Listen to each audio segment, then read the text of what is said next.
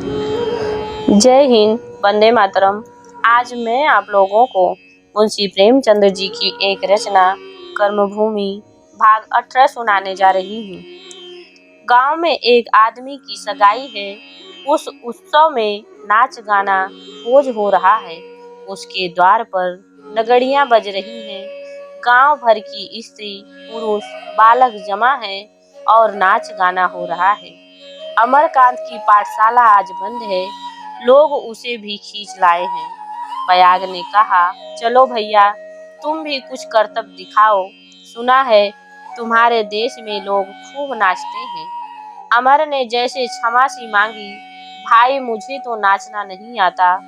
उसकी इच्छा हो रही है कि नाचना आता है तो इस समय सबको चकित कर देता। युवकों और युवतियों के जोड़े बंधे हुए हैं। हर एक जोड़ 10-15 मिनट तक थिरक कर चला जाता है और नाचने में कितना उन्माद, कितना आनंद है, अमर ने न समझा था। एक युवती घूंघट बढ़ाए हुए रंगभूमि में आती है। इधर से पयाग निकलता है। दोनों नाचने लगते हैं। युवती के अंगों में इतनी लचक है, उसके अंग विलास में भाव की ऐसी व्यंजना है कि लोग मुग्ध हो जाते हैं। इस जोड़ के बाद दूसरा जोड़ आता है। युवक गठीला जवान है, चौड़ी छाती, उस पर सोने की मुहर, कछनी काछे हुए। युवती को देखकर अमर चौंक उठा। मुन्नी है, उसे घेरदार लहंगा पहना है, गुलाबी ओढ़नी ओढ़ी है और पांव में पैंजनी बांधी है। गुलाबी घूंघट में दोनों कपोल फूलों की बात खिले हुए हैं। दोनों कभी हाथ में हाथ मिलाकर, कभी कमर में हाथ रखकर, कभी कुल्हों को ताल से मटकाकर नाचने में उन्मत्त हो रहे हैं। सभी मुग्ध नेत्रों से इन कलाविदों की कला देख रहे हैं। क्या फुर्ती है, क्या लचक है, और उनकी एक एक लचक में, एक एक गति में कितनी मार्मिकता, कितनी मादकता। दोनों हाथों में हाथ मिलाए थिरकते हुए रंगभूमि के उस सिरे तक चले आ रहे हैं। और क्या मजाल कि कोई एक गति भी बेताल हो। पयाग ने कहा, देखते हो भैया, भाभी कैसे नाच रही है, अपना जोड़ नहीं रखती। अमर ने विरक्त मन से कहा, हाँ देख तो रहा हूँ। मन हो तो उठो, मैं उस लड़के को बुला लूं। नहीं, मुझे नहीं नाचना है। मुन्नी नाच रही थी कि अमर उठकर घर चला आया।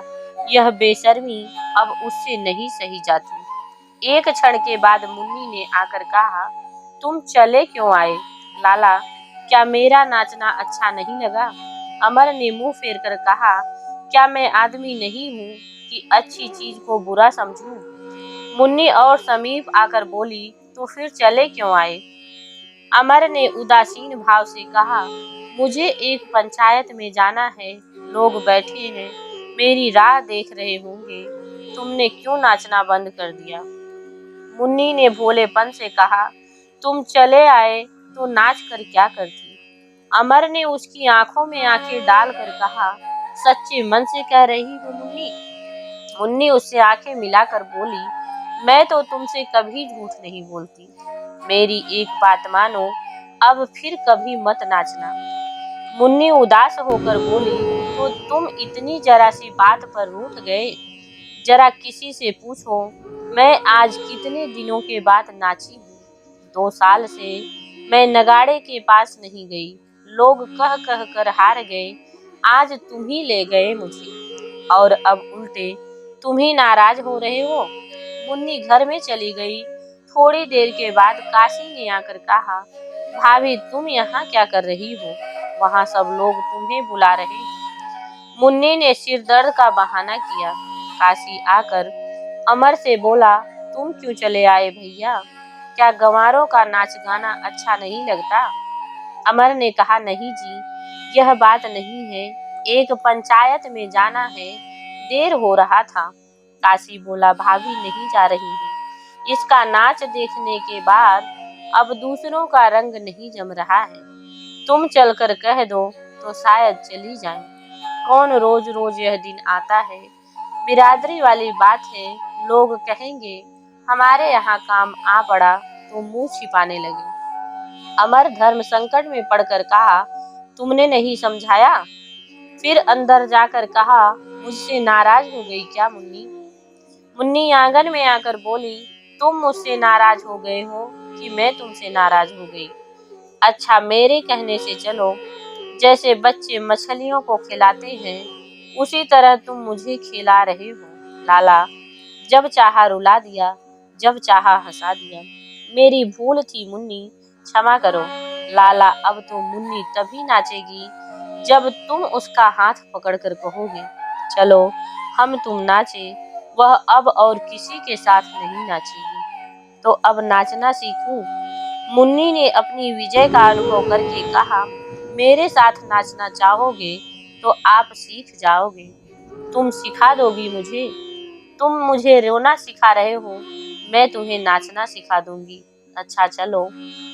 कॉलेज के सम्मेलन में अमर कई बार ड्रामा खेल चुका था। स्टेज पर नाचा भी था, गाया भी था, पर उस नाच और इस नाच में बड़ा अंतर था। वह विलासियों में कर्म क्रीड़ा थी, यह श्रमिकों की स्वच्छंद केली। उसका दिल सहम जाता था। उसने कहा, मुन्नी, तुमसे एक वरदान मांगता हूँ। मुन्नी ने ठिठक कर कहा, तो तुम नाचोगे नहीं? यही तो, तुमसे वरदान मांग रहा हूँ।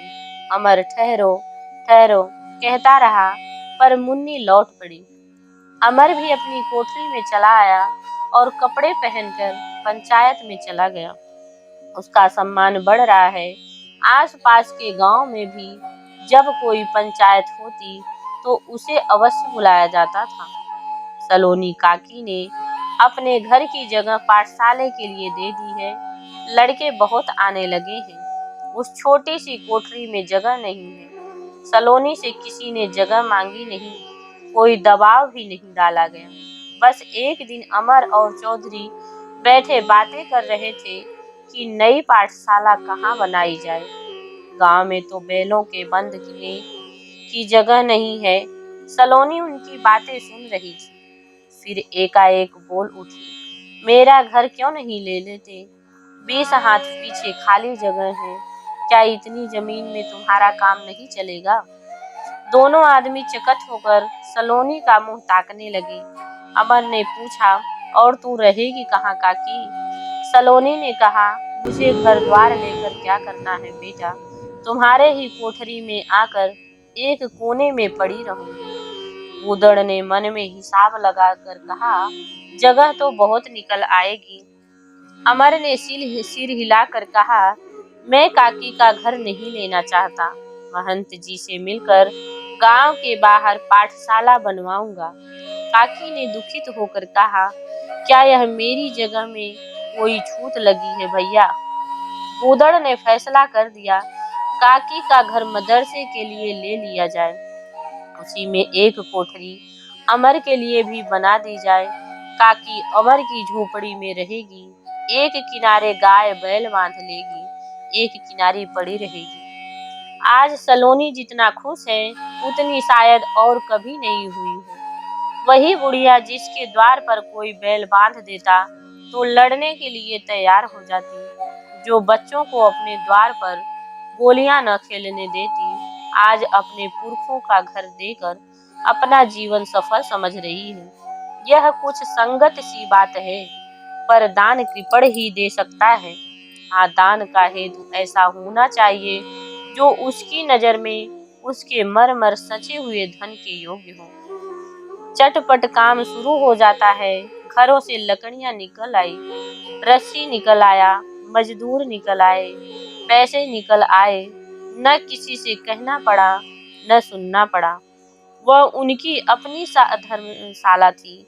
उन्हीं के लड़के लड़कियां तो पढ़ते थे और इन 6-7 महीनों में ही उन पर शिक्षा का कुछ असर भी दिखाई देने लगा था। अब वह साफ रहते थे, झूठ कम बोलते थे, झूठ बहाने नहीं करते थे और गालियां भी नहीं देते थे, और घर से कोई चीज चुरा कर नहीं लाते थे, न उतनी जिद ही करते थे। घर का जो काम होता था उसे शौक से करते थे। ऐसी पाठशाला की कौन मदद नहीं करेगा। फागुन का शीतल प्रभात सुनहरे वस्त्र पहने पहाड़ पर खेल रहा था। अमर कई लड़कों के साथ गंगा स्नान करके लौटा, पर आज अभी तक कोई आदमी काम करने नहीं आया। यह बात क्या है? और दिन तो उसके स्नान करके लौटने के पहले ही कारीगर आ जाते थे। आज इतना देर क्यों हो गया, किसी का पता नहीं। सहसा मुन्नी सिर पर कलश रखे आकर खड़ी हो गई। वही शीतल सुनहरा प्रभात उसके गेहुए मुखड़े पर मचल रहा था। अमर ने मुस्कुरा कर कहा, यह देखो, सूरज देवता तुम्हें घूर रहे हैं। मुन्नी ने कलशा उतार कर हाथ में लिया और बोली, तुम बैठे देख रहे हो। फिर एक क्षण के बाद उसने कहा, तुम तो जैसे आजकल गांव में रहते ही नहीं। मदरसा क्या बनने लगा, तुम्हारे दर्शन ही दुर्लभ हो गए हैं। मैं डरती हूँ कहीं तुम सनक न जाओ। मैं तो दिन भर यही रहता हूँ, तुम अलबत्ता जाने कहाँ रहती हो। आज यह सब आदमी कहाँ चले गए, एक भी नहीं आया। गांव में है ही कौन, कहाँ चले गए सब। वाह, तुम्हें खबर ही नहीं, पहर रात सिरोमनपुर के ठाकुर की गाय मर गई। सब लोग वही गए हैं, आज घर घर शिकार बनेगा। अमर ने घृणा सूचक भाव से कहा, मरी गाय हमारे यहाँ भी तो खाते हैं यह लोग। क्या जाने, मैंने कभी नहीं देखा। तुम तो, मुन्नी ने घृणा से मुंह बनाकर कहा, मैं तो उधर ताकती भी नहीं। समझाती नहीं, इन लोगों को समझाने से मान जाते और मेरे समझाने से। अमरकांत की वंशगत वैष्णव वृत्ति से घृणित पिशाच कर्म से जैसे मतलाने लगी।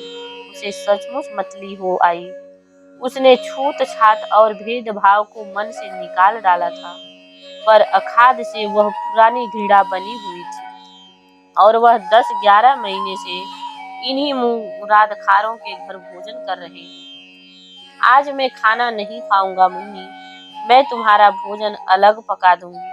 नहीं मुन्नी, जिस घर में यह सब चीज पकेगी उस घर में मुझसे खाना नहीं खाया जाएगा। सहसा शोर सुनकर अमर ने आंखें उठाई तो देखा कि 15-20 आदमी बांस की बल्लियां उस पर मृतक गाय को लादे चले आ रहे हैं।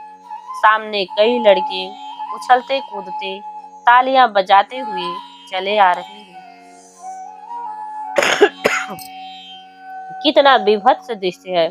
अमर वहां खड़ा न रह सका, गंगा तट की ओर भागा। मुन्नी ने कहा, तो भाग जाने से क्या होगा, अगर बुरा लगता है तो जाकर समझाओ, मेरी बात कौन सुनेगा।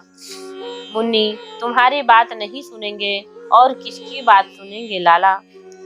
और जो किसी ने न माना और जो मान गए, आओ कुछ कुछ बदलो। अच्छा, क्या बदलूं? मान जाए तो मुझे एक अच्छी सी साड़ी ला देना, और न माने तो तुम मुझे क्या दोगी। इतनी देर में वह लोग समीप आ गए। चौधरी सेनापति की भांति आगे आगे लपके चले जा रहे थे। मुन्नी ने आगे बढ़कर कहा, ला तो रहे हो, लेकिन लाला भागे जा रहे हैं। गूदड़ ने कौतूहल से पूछा, क्यों, क्या हुआ? यही गाय की बात है, कहते हैं मैं तो तुम लोगों के हाथ का पानी नहीं पीऊंगा। पयाग ने अकड़ कर कहा, बकने दो, न पिएंगे हमारे हाथ का पानी तो हम छोटे नहीं हो जाएंगे। काशी बोला, आज बहुत दिनों के बाद शिकार मिला, उसमें भी यह बाधा। गूदड़ ने समझौते के भाव से कहा, आखिर कहते क्या है? मुन्नी झुझला कर बोली, अब उन्हीं से जाकर पूछ लो। जो चीज और किसी ऊंची जात वाले नहीं खाते, उसे हम क्यों खाएं? इसी से तो लोग हमें नीच समझते हैं। पयाग ने आवेश में कहा, तो हम कौन सी किसी ब्राह्मण ठाकुर के घर बेटी ब्याहने जाते हैं? ब्राह्मणों की तरह किसी के द्वार पर भीख मांगने तो नहीं जाते। यह तो अपना अपना रिवाज है। मुन्नी ने डांट कर बोली, यह कोई अच्छी बात नहीं है। सब लोग हमें नीच समझे जीभ के स्वाद के लिए। गाय वहीं रख दी गई। 2-3 आदमी कुल्हाड़ी लेने दौड़े। अमर खड़ा देख रहा था कि मुन्नी मना कर रही है, पर कोई उसकी बात नहीं सुन रहा है। उसने उधर से मुंह फेर लिया। जैसे उसे कुछ हो जाएगी। मुंह फेर लेने पर भी वही दृश्य उसकी आंखों में फिरने लगा। इस सत्य को वह कैसे भूल जाए कि उसने 50 कदम पर मुर्दा गाय की बोटियां की जा रही हैं। वह उठकर गंगा की ओर भागा। गूदड़ ने उसे गंगा की ओर जाते देखकर चिंतित भाव से कहा, वह तो सचमुच गंगा की ओर भाग रहे हैं। बड़ा सनकी आदमी है, कहीं डूब न जाए। पयाग बोला, तुम अपना काम करो, कोई डूबे डाबेगा नहीं। किसी को जान इतनी भारी नहीं होती। मुन्नी ने उसकी ओर कोप दृष्टि से देखा। जान उन्हें प्यारी होती है जो नीच और नीच बने रहना चाहते हैं। जिसमें लाज, जो किसी के सामने सिर नहीं नीचा करना चाहता, वह ऐसी बात पर जान भी दे सकता है। पयाग ने ताना मारा, उनका बड़ा पक्ष कर रही हो भाभी, क्या सगाई की ठहर गई क्या? मुन्नी ने आहत कंठ से कहा, दादा तुम सुन रहे हो इनकी बातें और मुंह नहीं खोलते। उनसे सगाई ही कर लूंगी तो क्या तुम्हें हंसी हो जाएगी? और जब मेरे मन में वह बात आ जाएगी तो कोई रोक भी नहीं सकेगा। अब इसी बात पर मैं देखती हूँ कि कैसे घर में शिकार जाता है। पहले मेरी गर्दन पे कुल्हाड़ी चलेगी। मुन्नी बीच में घुसकर गाय के पास बैठ गई और ललकार कर बोली, अब जिसे कुल्हाड़ी चलाना हो चलाए, मैं बैठी हूँ। पयाग ने कातर भाव से कहा, हत्या के बल खेलती खाती हो। और क्या? मुन्नी बोली, तुम्ही जैसों से बिरादरी को इतना बदनाम कर दिया है, उस पर कोई समझता है तो लड़ने को तैयार हो जाते हैं। उदड़ चौधरी गहरे विचार में डूबे खड़े थे। दुनिया में हवा किस तरफ चल रही है, इसकी भी उन्हें कुछ खबर थी। कई बार इस विषय पर अमरकांत से बातचीत भी कर चुके थे। गंभीर भाव से बोले, भाइयों, यहाँ गांव के सब आदमी जमा हैं, बताओ अब क्या सलाह है? एक चौड़ी छाती वाला युवक बोला, सलाह जो तुम्हारी है वही सबकी है, चौधरी जो तुम कहो। पयाग ने अपने बाप को विचलित होते देख दूसरों को ललकार कर कहा, खड़े मुंह क्या ताकते हो? इतने जन तो हो, क्यों नहीं मुन्नी का हाथ पकड़कर हटा देते? मैं कुल्हाड़ी लिए खड़ा हूँ। मुन्नी ने क्रोध से कहा, मेरा ही मांस खा जाओ तो कौन सा हर्ज है, वह भी तो मांस ही है। और किसी को आगे बढ़ते न देखकर पयाग ने खुद आगे बढ़कर मुन्नी का हाथ पकड़ लिया और उसे वहां से घसीटना चाहता था कि काशी ने उसे जोर से धक्का दिया और लाल आंखें करके बोला, भैया, अगर उसकी देह पर हाथ रखा तो खून हो जाएगा। कह देता हूँ हमारे घर में इस गौ के मांस की गंध तक नहीं जाने पाएगी। वहां से बड़े वीर बनकर चौड़ी छाती वाला युवक मध्यस्थ बनकर बोला, मरी गाय के मांस में ऐसा कौन सा मजा रखा है जिसके लिए सब जन मरे जा रहे हो? गड्ढा खोदकर मांस फाड़ दो, खाल निकाल लो। वह भी अब जब अमर भैया की सलाह है तो सारी दुनिया हमें इसीलिए तो अछूत समझती है कि हम दारू शराब पीते हैं, मुर्दा मांस खाते हैं और चमड़े का काम करते हैं। हमसे क्या बुराई है? दारू शराब हमने छोड़ दी, चमड़े का काम उसे कोई बुराई नहीं कह सकता, और अगर कहे तो हमें उसकी परवाह नहीं। चमड़ा बनाना बेचना कोई बुरा काम नहीं। गूदड़ ने युवक की ओर आदर की दृष्टि से देखा, तुम लोगों ने भूरे की बात सुन ली तो यही सबकी सलाह है। भूरे बोला, अगर किसी को उजर करना है तो करे। एक बूढ़े ने कहा, एक तुम्हारे या हमारे छोड़ देने से क्या होता है, सारी बिरादरी तो खाती है। बूढ़े ने जवाब दिया, बिरादरी खाती है, बिरादरी नीच बनी रहे, अपना अपना धर्म अपने अपने साथ है। गूदड़ ने भूरे को संबोधित किया, तुम ठीक कहते हो भूरे, लड़कों को पढ़ना ही ले लो। अपने कोई भेजते नहीं थे अपने लड़कों को, मगर जब हमारे लड़के पढ़ने लगे तो दूसरे गांव के लड़के भी आने लगे। काशी बोला, मुर्दा मांस न खाने के अपराध का दंड बिरादरी हमें न देगी, इसका मैं जिम्मा लेता हूँ। देख लेना आज की बात साँझ तक चारों ओर फैल जाएगी और वह लोग भी यही कहेंगे, अमर भैया का कितना मान है, किसकी मजाल की उनकी बात को टाल दे। पयाग ने देखा अब दाल न लगेगी तो सबको धिक्कार कर बोला, अब मेहरियों का राज है, मेहरियां जो कुछ न कर दे वह थोड़ा है। यह कहता हुआ वह कुल्हाड़ी लिए घर चला गया। उधर लपके हुए गंगा की ओर चले गए और एक गोली के टप्पे से पुकार कर बोले, यहाँ क्यों खड़े हो भैया, चलो घर, सब झगड़ा तय हो गया। अमर विचार मग्न था, आवाज उसके कानों तक न पहुंची। चौधरी ने और समीप जाकर कहा, यहाँ कब तक खड़े रहोगे भैया? नहीं दादा, मुझे यहीं रहने दो, तुम लोग वहाँ काट कूट करोगे, मुझसे देखा नहीं जाएगा। जब तुम फुर्सत पाओगे तो मैं आ जाऊंगा। बहू कहती थी, तुम हमारे घर खाने को भी नहीं कहते हो। हाँ दादा, आज तो नहीं खाऊंगा, मुझे हो जाएगी, लेकिन हमारे यहाँ तो आए दिन का धंधा लगा रहता है। 2-4 दिन के बाद मेरी भी आदत पड़ जाएगी। तुम हमें मन में राक्षस समझ रहे हो। अमर ने छाती पर हाथ रखकर कहा, नहीं दादा, मैं तो तुम लोगों से कुछ सीखने, तुम्हारी कुछ सेवा करने, अपना उद्धार करने आया हूँ। यह तो अपनी अपनी प्रथा है। चीन एक बहुत बड़ा देश है, वहाँ बहुत से आदमी बुद्ध भगवान को मानते हैं। उनके धर्म में किसी जानवर को मारना पाप है, इसलिए वह लोग मरे हुए जानवर भी खाते हैं। कुत्ते, बिल्ली, गीदड़ किसी को भी नहीं छोड़ते, तो क्या हम उन्हें नीच समझ लें? कभी नहीं। हमारे ही देश में कितने ही ब्राह्मण क्षत्रिय मांस खाते हैं, वह जीव के स्वाद के लिए जीव हत्या करते हैं। तुम उनसे तो कहीं अच्छे हो। गूदड़ ने हंसकर कहा, भैया तुम बड़े बुद्धिमान हो, तुमसे कोई नहीं जीतेगा। चलो, अब कोई मुर्दा नहीं खाएगा। हम लोगों ने तय कर लिया है। हमने क्या तय किया? बहू ने तय किया, मगर खाल तो न फेंकनी होगी। अमर ने प्रसन्न होकर कहा, नहीं दादा, खाल क्यों फेंकोगे? जूते बनाना तो सबसे बड़ी सेवा है। मगर क्या भाभी बहुत बिगड़ी थी? गूदड़ बोला, बिगड़ी ही नहीं भैया, वह तो जान देने को तैयार हो गई थी। गाय के पास बैठ गई और बोली, अब चलाओ कुल्हाड़ी, अपनी कुल्हाड़ी मेरी गर्दन पर होगा।